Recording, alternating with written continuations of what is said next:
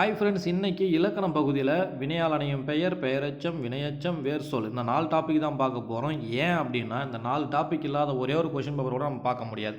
இதிலிருந்து கண்டிப்பாக கொஷின் கேட்டுக்கிட்டே தான் இருப்பாங்க. ஸோ அதனால் இதை பார்க்கலாம் வாங்க. இந்த 4த்துக்கும் தனித்தனியாக ஃபார்மா இருக்குது. அது என்னென்னு பார்த்தலாம். ஃபஸ்ட்டு வினையால் அணையும் பெயர் அர்னது வந்தவர், போனவர், இருந்தவர், பார்த்தவர். அப்படி அன்னது வந்தவன், போனவன், இருந்தவன், பார்த்தவன். அல்னா வந்தவள், போனவள், இருந்தவள், பார்த்தவள், கேட்டவள், ஆடியவள், ஏதோ ஒன்று. கல்னா வந்தார்கள், போனார்கள், கேட்டார்கள், பேசினார்கள், சொன்னார்கள். அப்படி. ரெண்டாவது பெயரெச்சம். பெயரெச்சம்னாலே ஆ அப்படின்ற சவுண்டில் தான் முடியும். அதாவது வந்த, போன, இருந்த, பார்த்த, வரைந்த, செய்த, அந்தமாரி ஆ அப்படின்ற சவுண்டில் முடியணும். வினையச்சம் அப்படின்னா ஈ அல்லது ஊ அப்படின்னு சொல்ல முடியும். வந்து, போய், பார்த்து, செய்து அப்படின்ற ஈ அல்லது ஊன்ற சவுண்டில் முடியணும். வேர்ச்சொல் எப்பவுமே கட்டளை வாக்கியமாக தான் இருக்கும். கட்டளை வாக்கியத்துக்கு எடுத்துக்காட்டு என்னது? வா, போ, செய், பார், வெல். இப்படி எல்லாமே எப்படின்னது கட்டளையாகவே இருக்கும் வாக்கியம் எல்லாமே. சரிங்களா? வினையால் அணையும் பெயர் என்னது? வந்தவர், பார்த்தவன், போனவள் எல்லாமே இப்படி இருக்கும். பெயரெச்சம்னா ஆன்ற சவுண்டில் முடியும்.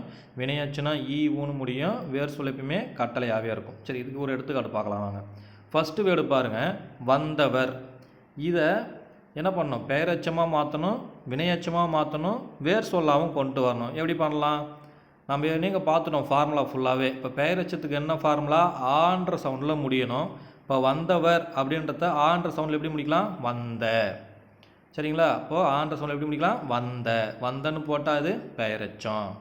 அடுத்தது வினையச்சத்தை எப்படி முடிக்கலாம்? வந்து. ஏன்னா ஈ இல்லை ஊன்ற சவுண்டில் முடிஞ்சால் அது வினையச்சன்னு சொல்லியிருக்கோம். அப்போ என்னன்னு சொல்லலாம்? வந்து. வேர் சொல் எப்பவுமே எப்படி இருக்குன்னு சொல்லியிருக்கோம்? கட்டளையாகவே இருக்கும்னு சொல்லியிருக்கோம். வந்தவரில் வேர் சொன்னது வா. சரியா? அப்போ வந்தவர்ன்ற வார்த்தையில் வந்தன்றது பெயரெச்சம், வந்து அப்படின்றது வினையச்சம், வா அப்படின்றது வேர் சொல். அந்த வந்தவர்னு இருக்கு இல்லையா, அதுதான் வினையால் அணையும் பெயர். ஏன்னா லாஸ்ட்டாக அருன்ற மாரி முடிஞ்சிருக்கு. சரியா? அடுத்து ரெண்டாவது பாயிண்ட் பாருங்கள், ஓடினான். இதை எப்படி பார்க்கலாம்?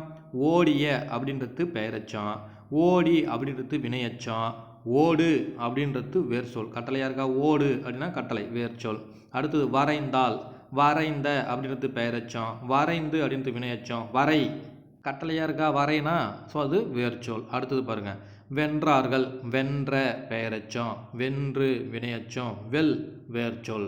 அப்போது இந்த க்ரீன் கலரில் வினையால் அணையும் பெயர்னு சொல்லி கொடுத்துருக்குறேன். இங்கே ஆன்சரும் க்ரீன் கலர்லேயே அது கொடுத்துருக்கேன். வந்தவர், ஓடினான், வரைந்தான், வென்றார்கள் அப்படின்னா வினையால் அணையும் பெயர்.